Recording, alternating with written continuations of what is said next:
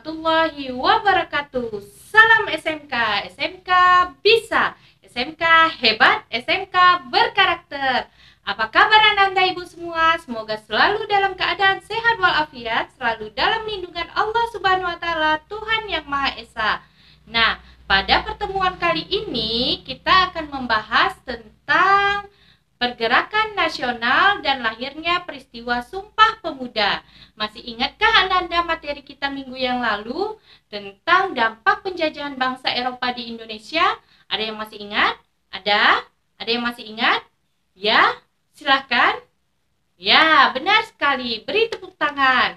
Nah, adapun dampak penjajahan bangsa Eropa di Indonesia, salah satunya bisa kita lihat di bidang pendidikan, yaitu munculnya golongan-golongan terpelajar.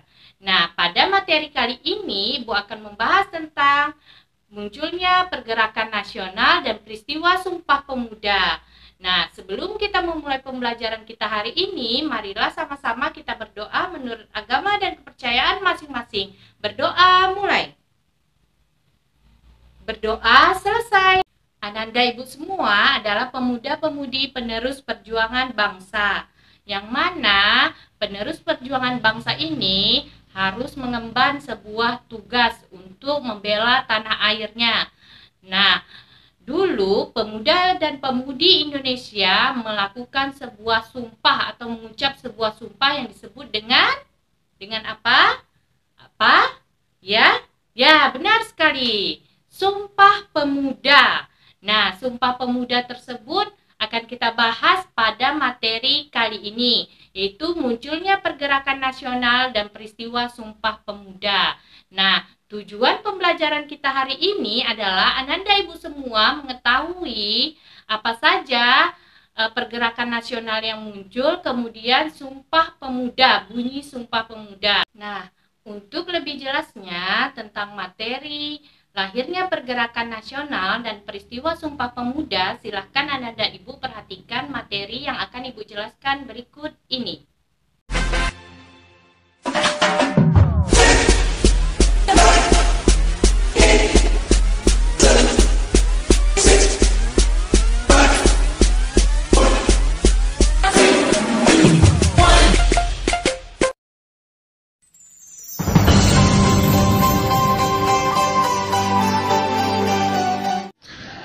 Sejarah pergerakan nasional Indonesia pada masa awal kebangkitan nasional.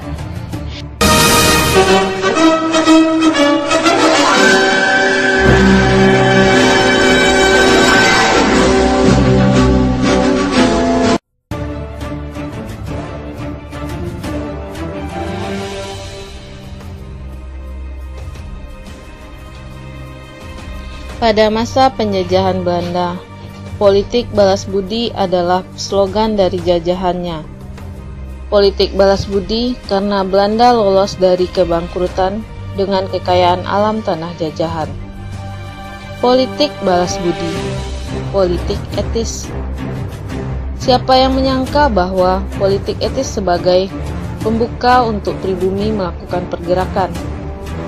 Pendidikan pribumi bukan hanya melahirkan rasa hormat kepada Belanda, tetapi justru memercikan api nasionalisme. Budi Utomo. Budi Utomo adalah organisasi pergerakan modern pertama di Indonesia. Menurut Titro Pojo, istilah Budi Utomo berasal dari kata budi yang berarti perangai atau tabiat, dan utomo yang berarti luhur. Jadi Budi Utomo yang dimaksud oleh para pendirinya adalah perkumpulan yang berdasarkan keluhuran budi dan kebaikan perangai. Organisasi Budi Utomo memiliki susunan pengurus lengkap dan tujuan organisasi yang dituangkan secara jelas dalam anggaran dasar dan anggaran rumah tangga Budi Utomo. Sarekat Islam merupakan perkumpulan yang kedua setelah Budi Utomo. Organisasi ini pada mulanya bernama Sarekat Dagang Islam atau disingkat dengan SDI, yang didirikan oleh Haji Samanhudi pada tahun 19 yang bertujuan untuk menghimpun para pedagang pribumi Muslim, khususnya pedagang batik agar dapat bersaing dengan pedagang-pedagang besar Tionghoa atau Cina. Namun, pada tahun 1912, di bawah kepemimpinan Haji Umar Said Cokro Aminoto, Serikat Dagang Islam merubah namanya menjadi Serikat Islam. Hal ini dilatar belakangi oleh keinginan untuk memperluas metode dan segmentasi basis dukungan untuk selanjutnya menggalang kekuatan sebuah perjuangan. Organisasi yang selanjutnya yaitu Indische Party. Indische Party didirikan pada tanggal 25 Desember 1912 di Bandung.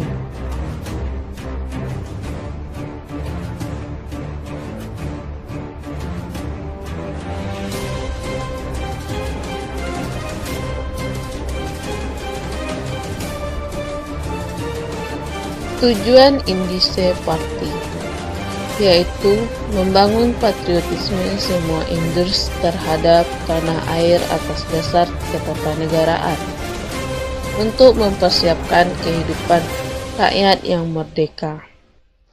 Cita-cita Indische Party adalah menyatukan semua golongan yang ada di Indonesia demi kesatuan bangsa dengan semangat nasionalisme Indonesia. Cita-cita Indische Party disebarluaskan melalui surat kabar, contohnya The Express. Setelah ditolaknya pendaftaran status Badan Hukum Indische Party, Ki Hajar Dewantara pun ikut membentuk Komite Bumi Putra pada bulan November 1913. Komite itu sekaligus sebagai komite tandingan dari Komite Perayaan 100 Tahun Kemerdekaan Bangsa Belanda dari penjajahan Prancis. Berikut ini adalah kritik pedas Ki Hajar Dewantara di harian The Express yang berjudul Als ik een Nederlanders was, yang artinya seandainya aku seorang Belanda. Akibat kritikan tersebut, Ki Hajar Dewantara dibuang ke Pulau Bangka tanpa melalui proses pengadilan. Dewes Dekker dan Cipto Mangunkusumo membelanya sehingga hukuman tersebut diganti menjadi dibuang ke negeri Belanda. Di Belanda, beliau memanfaatkan kesempatan untuk mendalami masalah pendidikan dan pengajaran. Nah, agar lebih memahami materi yang Ibu jelaskan tadi, ada lagi yang akan Ibu berikan, yaitu berupa film dokumenter tentang peristiwa sejarah Sumpah Pemuda. Nah, untuk lebih jelasnya, silakan anak Ibu saksikan tayangan film dokumenter tentang peristiwa Sumpah Pemuda berikut ini. 350 tahun lamanya, Belanda menjajah Indonesia. Selama 3,5 abad itu pula, bangsa Indonesia tidak lagi mengenali negerinya sendiri dan tidak lagi memikirkan kepentingan bersama. Belanda telah berhasil memecah belah persatuan, mencerai-berai bangsa Indonesia ke dalam kelompok-kelompok kecil yang lemah. Tidak diperbolehkan kita berkumpul dan bersatu. Tak ada kesempatan untuk berunding memahami keadaan bangsa.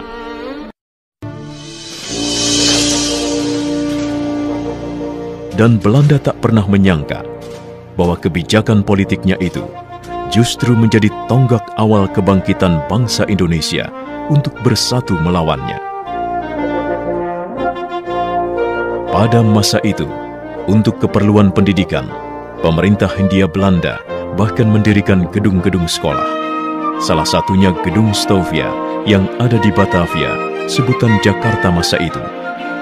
Banyak pemuda Indonesia yang memanfaatkan kesempatan ini untuk menempuh pendidikan, sehingga lahirlah pelajar-pelajar, bahkan mahasiswa, baik di dalam negeri maupun di luar negeri. Banyaknya pemuda Indonesia yang mendapatkan pola pendidikan Barat justru membuka pikiran mereka akan kemerdekaan. Buah dari pemikiran itu, Sutomo mendirikan sebuah organisasi pemuda bernama Budi Utomo pada 20 Mei 1908 yang kemudian diperingati sebagai Hari Kebangkitan Nasional. Gaungnya terdengar hingga ke seluruh tanah air dan menginspirasi lahirnya organisasi-organisasi dan partai baru seperti Sarekat Dagang Islam yang menjadi Sarekat Islam pimpinan Cokroaminoto, Partai Politik Indische Partai oleh R.M. Suwardi Suryaningrat atau Ki Hajar Dewantara, Cipto Mangunkusumo, dan Dawas Dekker. Tri Koro Darmo yang diprakarsai oleh Satiman Wiryo Sanjoyo yang kemudian berubah nama menjadi Yong Yava. Dari timur lahir Yong Ambon, kemudian Yong Celebes, Sekar Rukun, dan pemuda kaum Betawi. Sementara itu, tokoh Perhimpunan Indonesia di negeri Belanda juga tak ketinggalan membuat pergerakan. Pada 15 November 1925, diadakanlah pertemuan yang dihadiri oleh Yong Yava, Yong Sumatranen Bon, Yong Ambon, Yong Bataksbon, pelajar Minahasa, Sekar Rukun, dan peminat perorangan untuk membentuk panitia Kongres Pemuda pertama. Kelanjutan dari pertemuan itu adalah terselenggaranya Kongres Pemuda pertama pada tahun 1926. Dalam kongres ini diusulkan untuk mengadakan fusi atau peleburan di antara begitu banyak organisasi pemuda di tanah air untuk menyatukan visi. Belum adanya kesepakatan mengenai pembentukan fusi organisasi mendorong diadakannya Kongres Pemuda kedua. Kongres yang diketuai oleh Sugondo Joyopuspito ini diselenggarakan pada 27 dan 28 Oktober 1928 di sebuah rumah di Jalan Keramat 106 Jakarta yang dulunya berfungsi sebagai tempat pondokan dan tempat berkumpulnya Yong Yava. Sebelum putusan Kongres dilaksanakan, W.R. Supratman memperdengarkan lagu gubahannya yang berjudul Indonesia Raya lewat ayunan biolanya. Inilah saat pertama kalinya lagu Indonesia Raya, lagu kebangsaan Indonesia, dikumandangkan di hadapan publik.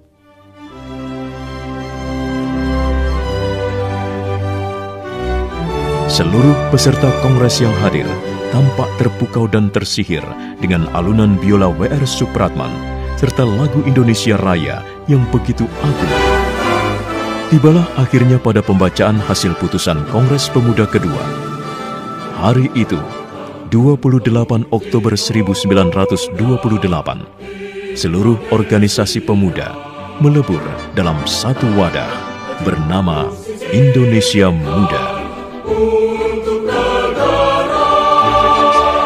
Hari itu, 28 Oktober 1928, Perhimpunan Pelajar-Pelajar Indonesia Yong Yava, Yong Sumatranen Bon, Yong Bataksbon, Yong Islameten Bon, Yong Celebes, Yong Ambon, Sekar Rukun, dan pemuda kaum Betawi melebur menjadi satu, Indonesia Muda, dan tersatukan oleh satu ikrar bersama, Sumpah Pemuda.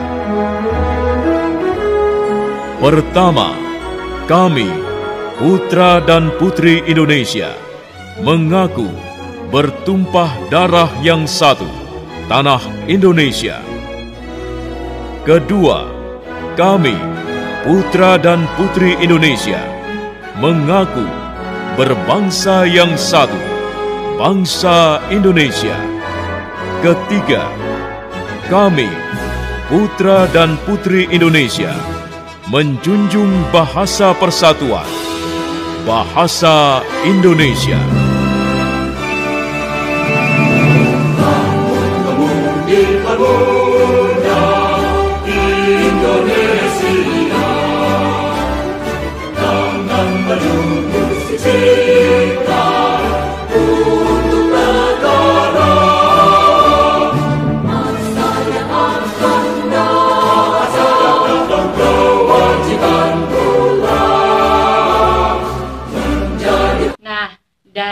materi yang telah Ibu jelaskan tadi, kemudian dari film dokumenter tentang peristiwa Sumpah Pemuda, adakah Ananda Ibu yang bisa menarik kesimpulannya? Ada? Ada? Ya, silahkan. Ya, benar sekali. Beri tepuk tangan. Nah, benar sekali. Ada beberapa organisasi yang muncul atau pergerakan nasional yang muncul ketika terjadinya Sumpah Pemuda tersebut. Organisasi atau pergerakan nasional tersebut yaitu berupa atau yang disebut dengan nama Budi Utomo. Kemudian ada Sarekat Islam, lalu ada Indes Party. Nah, untuk tugas kali ini silahkan Ananda Ibu kirimkan voice note secara japri pembacaan bunyi Sumpah Pemuda. Ibu tunggu tugasnya dikirim paling lama 5 menit sebelum jam pembelajaran hari ini selesai. Nah, minggu depan kita akan membahas tentang pendudukan Jepang, lahirnya proklamasi kemerdekaan. Nah, demikian pembelajaran kita hari ini. Semoga bermanfaat. Lebih dan kurang Ibu mohon maaf. Wabillahi taufiq wal hidayah. Wassalamualaikum warahmatullahi wabarakatuh. Salam SMK.